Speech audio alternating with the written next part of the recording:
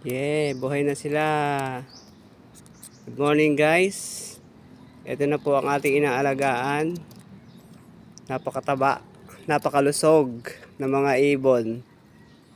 Ayan, babantayan natin sila para hindi sila makain ng pusa o makain ng mga langgam. Every morning titingnan natin sila para safe sila, makalipad sila ng ayos. Ayan, maganda na po sila. Ang ganda ng balahibo, ang lalaki. O yan guys, kita nyo naman.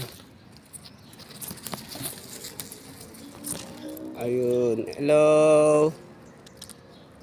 Hello. Okay, bye bye, baka dumating yung nanay. Bye bye guys.